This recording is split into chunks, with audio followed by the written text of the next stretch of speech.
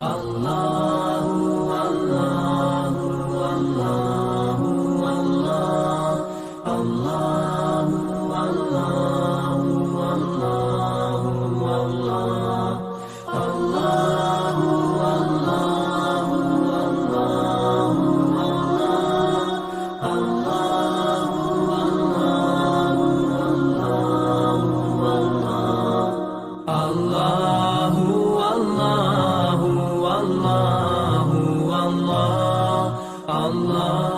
المقدس خیریه بنسټ قدرمندو لیدونکو یو ځل بیا سلامونه، نیکې هیلې، احترامات درته وایم. قدرمندو ملګرو، یو ځل بیا د داسې یو جومات ویډیو ته راغلي وو چې دا جومات تقریبا د 2500 خواوشا د 15 وخته جمع انسانانو انتظار کوي، خو بدبختانه چې چت یې نشته او د چت له وجې اوس وخت کې په دې کې د دوو ټیمونو جمع نشي کېدی، ځکه ماسپښین او مازدیګر نو په دغه ساحه کې ګرمي وي یا باران شي، باد شي، طوفان شي، نو بیا مشکل وي. قدرمندو ملګرو، جومات یوازې د یو کس د وس کار هم نه دی. زیاتره خلک په دې کې چاندي کوي، که چا د یو بورې سیمټ د وسه کېږي، که چا یوه تیږه هم د دې دپاره، یو بلاک هم د وسه کېږي. باید په دې کې خپلې شتمنۍ مصرف، که چېرته د دې چت وشي نو په دې کې به د قرآن درسونه شروع شي، ماشومان به وي د الفبا نه شروع تر د حافظانو پورې به دې ته انشاءالله تعالی نوي نوي تنکي ګلان به په دې کې روزل کېږي. اوس وخت کې د دې چت نشته او ډېریو ملګرو نه مو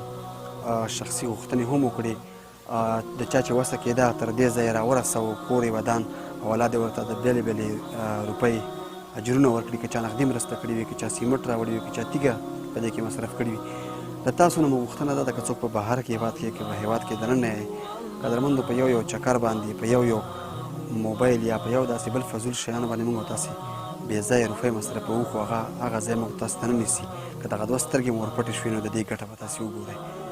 خبرې ډېرې په کتابو کې ښې دي، یوازې لنډه یې راختموم چې د دې جومات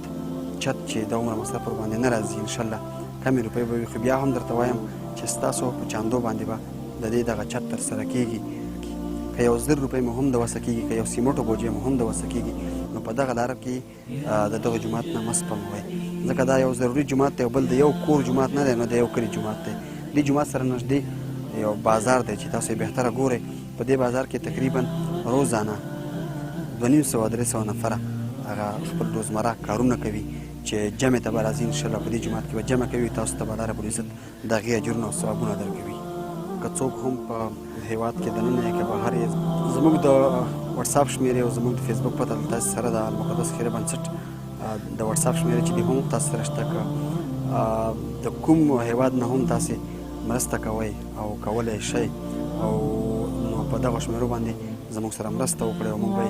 یو ځل بیا د ویډیو د لارې همدغه جومات ته راوړو، انشاءالله که د چا د یو سیمټو بوجۍ به هم بل طرف ته نه ځي. نو درنو ملګرو، خپلې مرستې زموږ سره جاري وساتئ او موږ به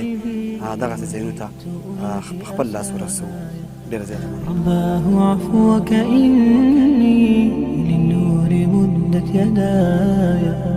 نزعت أسرار قلبي وجئت ألقي أسايا، وأشتكي طي صدري دربا سحيق العطايا، به بدأت ولكن لم أدر ما منتهايا، لم أدر يأسي فيه ولا عرفت هدايا، ولا عرفت ظلامي ولا عرفت ضحايا، ولا لغيرك دوايا، رب يوم الندايا. يا